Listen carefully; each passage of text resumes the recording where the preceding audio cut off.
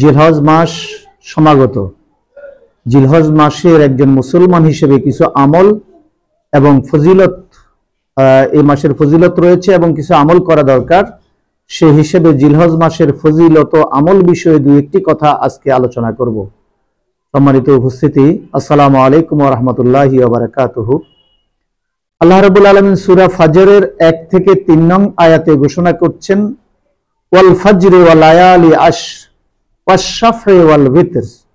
গুরুত্বপূর্ণ বিষয়গুলোর শপথ আল্লাহ করে থাকেন। সেই হিসেবে লায়ালি আশর, এখানে 10 দিনের যে 10 রাতের যে শপথ করেছেন, এই দ্বারা মুফাসসিরিনে কেরাম সকলেই মত নিয়েছেন যে এটা জিলহজ মাসের প্রথম 10 দিন।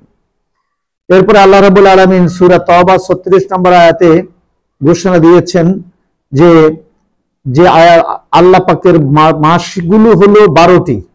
সেই 12টি মাসের মধ্যে 4টি মাস হলো সম্মানিত মাস, শাহরু হুরুম মিনহা আরবাতুন হুরুম। এই 4টির এক অন্যতম হলো জিলহজ মাস। এরপরে সূরা হজের 28 নং আয়াতে আল্লাহ বলছেন, ওয়ায়াজকুরু ইসমাল্লাহি ফি আইয়ামিম মা'দুমাত আলা মা রাযাকাহুম মিন বাহিমাতিল আনআম। এখানেও জিলহজ মাসের বিষয়টি উল্লেখ করা হয়েছে, আল্লাহর স্মরণের বিষয়টি। হযরতে ইবনে আব্বাস রাদিয়াল্লাহু থেকে বর্ণিত, قال رسول الله صلى الله عليه وسلم ما من ايام على عمل الصالح فيها احب الى الله من هذه الايام يعني ايام العشر. قالوا يا رسول الله ولا الجهاد في سبيل الله؟ قال ولا الجهاد في سبيل الله الا رجل خرج بنفسه وماله فلم يرجع من ذلك بشيء। বুখারী শরীফের 969 নম্বর হাদিস, যে ইবনে আব্বাস রাদিয়াল্লাহু বলেন, আল্লাহ রাসূল বলেছেন, এমন কোন দিন নেক আমল করার মতো আল্লাহর কাছে প্রিয়তম আর কোনো দিন নেই এই দিনগুলো ব্যতীত, এই 10 দিন ব্যতীত। বলা হলো যে আল্লাহর রাস্তায় জিহাদও কি এর চেয়ে প্রিয় নয়?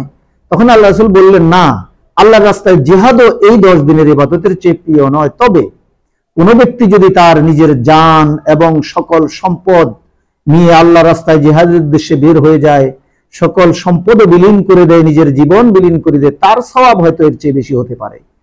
এরপরে হযরত আবু হুরায়রা রাদিয়াল্লাহু তাআলা আনহু থেকে বর্ণিত, তিনি বলেন, আল্লাহর কাছে ইবাদতের এই 10 জিলহজের ইবাদতের সমান আর কোনোটা নেই। এবং তিনি বলেছেন, ইয়াইদুল সিয়াম কুল্লি ইয়াউমিন মিনহা বিসিয়ামি সানাতিন, যে আল্লাহ রাসূল বলছেন যে এই দিনগুলোতে একদিন রোজা রাখা 1 বছর রোজা রাখার সমান।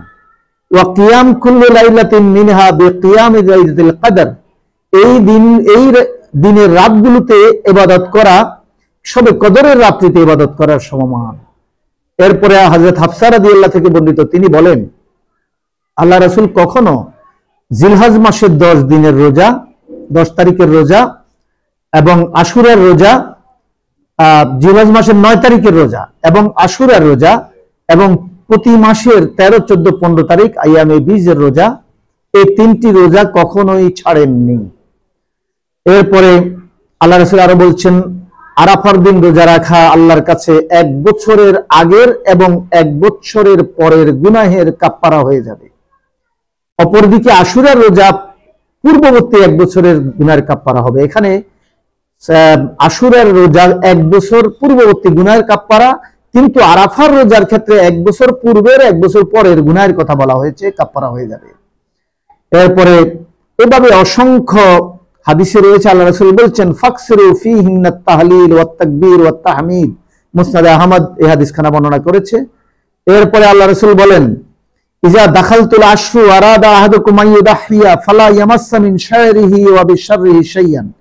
এই মাস যখন এসে যাবে, সে যেন কুরবানির আগে তার শরীরের পশম, তার শরীরের নখ ইত্যাদি যেন না কাটে, তার শরীরে এগুলো যেন কর্তন না করে। এরপরে আল্লাহ রাসূল আরো বলে দিয়েছেন যে এই দিনগুলোতে, এই রাতগুলোর ইবাদতের অসংখ্য ফজিলত রয়েছে, যে আমার পূর্বে আমার খায়রুদ দোয়া ইয়ামুল আরাফা, আল্লাহ রাসূল বলছেন সবচেয়ে উত্তম দোয়া হলো আরাফাত দিনের দোয়া। ওয়া খায়রু মা কুলতু আনা ওয়ান নাবিয়্যুন, এই দিনগুলোর মধ্যে সবচেয়ে উত্তম কথা হলো যা আমি বলেছি এবং আমার আগের নাবিয়্যুনা মিন কাবলি, আমার আগের নবীগণ বলেছেন।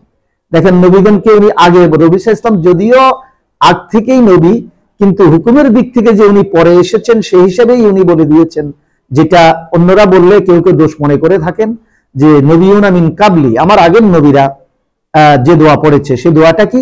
লা ইলাহা ইল্লাল্লাহু ওয়াহদাহু লা শারীকা লাহু লাহুল মুলকু ওয়া লাহুল হামদু ওয়া হুয়া আলা কুল্লি শাইইন কাদির।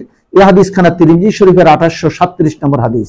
তাহলে আমরা একটু সামারিতে আসি, মানে মূল কথায়, যে মাস আসলে আমরা বেশি বেশি কি করব, কি দোয়াগুলো আমল করব। এই মাস আসলে বেশি বেশি তাহমিদ অর্থাৎ আল্লাহর প্রশংসা করব, তাহলিল লা ইলাহা ইল্লাল্লাহ পড়ব, তাকবীর লা আল্লাহু আকবার পড়ব, বেশি বেশি তাওবা করব, এবং তাকবীরে তাশরিকের যে দিনগুলো 9 তারিখ ফজর থেকে 13 তারিখ আসর পর্যন্ত তাকবীর যেটা বলার সেটা করব। এরপরে নখ চুল ও পশম না কেটে পশু কোরবানির পর আমরা কাটবো। কোরবানি দাতা কোরবানির গোশত দিয়েই প্রথম আহার করবে, আর যিনি কোরবানি দেননি তিনি ঈদের নামাজের পর প্রথম আহার করবেন। বেশি বেশি রোজা রাখবো এই মাসে, যদিও কোরবানির দিন এরপর আরো 2 দিন রোজা রাখা বৈধ নয়, এছাড়া আর বাকি 10 দিনের মধ্যে বাকি 9 দিন আমরা বেশি বেশি রোজা রাখবো। বিশেষ করে আরাফার দিন আল্লাহর স্মরণে সওয়াবের নিয়তে বেশি বেশি দান খয়রাত করব, বেশি বেশি নেক আমল করব। 9 তারিখ আরাফার দিন রোজা রাখার জন্য বেশি সচেষ্ট হব।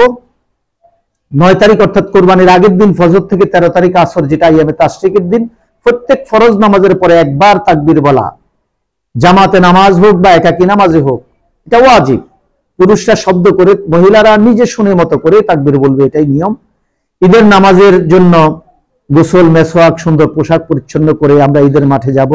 পরস্পর দেখা হলে তাকাব্বাল আল্লাহু মিন্না ওয়া মিনকা বলবো। এরপরে এক পথে যাব, এক পথে আসব। এরপরে মহিলারা যে কোনো নামাজ ঘরে পড়া উত্তম। হাদিসের ভাষ্য অনুযায়ী মহিলারা ঈদের নামাজে যেতে পারবে। ঈদের নামাজে যে ওয়াজগুলো করা হয়, যে নসিহতগুলো করা হয়, এগুলো শুনে হেদায়েত তারা গ্রহণ করবে।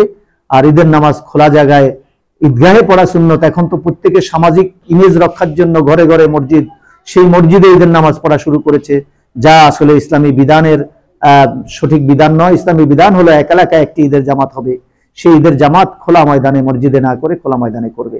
আল্লাহ আমাদেরকে এই জিলহজ মাসের যেটি গুরুত্বপূর্ণ ফজিলত, যেটা অন্যান্য অনেক ফজিলতের চেয়ে বেশি, আমরা যেন এই সময় আমল করে আমাদের নেকের পাল্লা ভারী করে পরকালের পাথেয় সংগ্রহ করতে পারে। আল্লাহ তৌফিক দান করুন। ওমা তৌফিক ইল্লা বিল্লাহ। আসসালামু আলাইকুম ওয়া রাহমাতুল্লাহ।